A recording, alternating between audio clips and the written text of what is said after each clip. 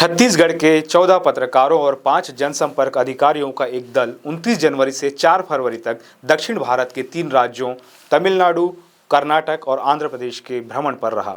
राज्य सरकार द्वारा आयोजित इस 7 दिवसीय दौरे का उद्देश्य इन राज्यों के सफल पर्यटन, शैक्षणिक और सांस्कृतिक मॉडलों को करीब से समझना था। यात्रा की शुरुआत रायपुर से बेंगलुरु होते हुए कोयम्बटूर पहुंचने के साथ हुई। यहां का पहला पड़ाव ईशा फाउंडेशन था, जहां 112 फीट ऊंची भगवान शिव की आदि योगी प्रतिमा स्थापित है। यह स्थान अब केवल एक प्रतिमा तक सीमित नहीं है, बल्कि एक वैश्विक योग साधना केंद्र बन चुका है।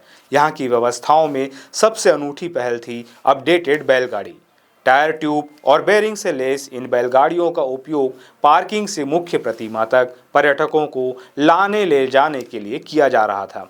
मात्र 10 रुपए की सवारी के इस मॉडल ने यह संदेश दिया कि गौवंश को संरक्षित करते हुए उसे राजस्व का जरिया कैसे बनाया जा सकता है। कोयम्बटूर से दल नीलगिरी जिले के ऊटी की ओर बढ़ा। नीलगिरी में प्रवेश करते ही प्रशासन की सख्ती देखने को मिली।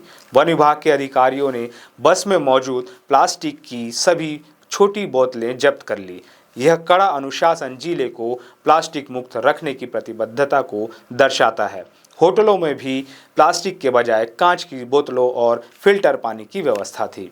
ऊटी में दल ने चाय और चॉकलेट फैक्ट्रियों का दौरा किया। यहाँ पूरी प्रोसेसिंग और पैकेजिंग यूनिट को पर्यटकों के लिए एक रेवेन्यू मॉडल में तब्दील कर दिया गया है।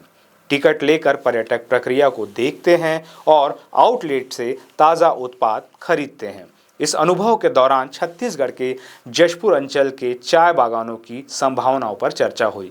यदि जशपुर में भी इसी तरह प्रोसेसिंग यूनिट को टूरिज्म से जोड़ा जाए तो महिला स्व सहायता समूहों के लिए बड़े पैमाने पर रोजगार और सरकार के लिए राजस्व द्वार खुल सकते हैं। टीकाकरण सिर्फ एक माँ की नहीं बल्कि पूरे परिवार की जिम्मेदारी है। घर के कामों में हाथ बटाएं ताकि माँ बच्चे को समय पर टीका लगवाने ले जा सके। जब परिवार साथ देगा तभी बच्चा सुरक्षित रहेगा। राष्ट्रीय स्वास्थ्य मिशन, झारखंड सरकार। अगला पड़ाव बॉटनिकल गार्डन और ऊटी लेक था। बॉटनिकल गार्डन में विलुप्त होती वनस्पतियों का संरक्षण और विशाल वृक्षों का रख रखाव देख इसे नया रायपुर के मुक्तांगन जैसे क्षेत्रों में विकसित करने की संभावना दिखी।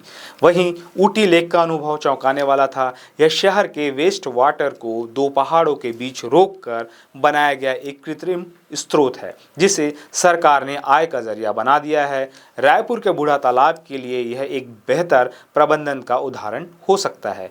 भ्रमण के दौरान पाइन फॉरेस्ट और शूटिंग स्पॉट जैसे प्राकृतिक स्थलों का भी जायजा लिया गया।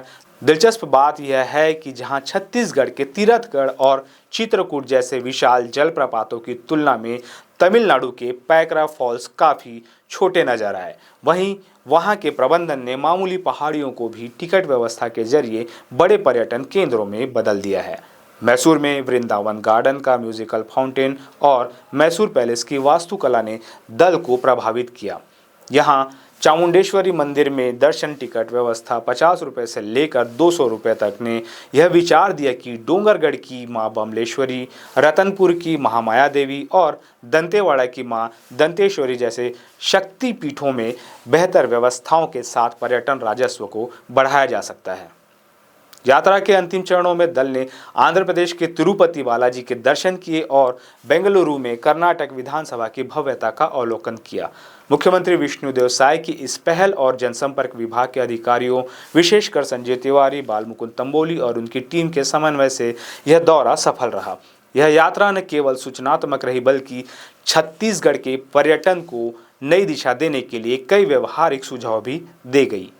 अगर आपको छत्तीसगढ़ और दक्षिण भारत के पर्यटन मॉडल पर आधारित यह रिपोर्ट पसंद आई हो तो इस वीडियो को लाइक करें और राज्य के विकास के लिए अपने सुझाव कमेंट बॉक्स में दें। ऐसी ही और जानकारीपूर्ण रिपोर्ट के लिए हमारे चैनल को सब्सक्राइब करना ना भूलें।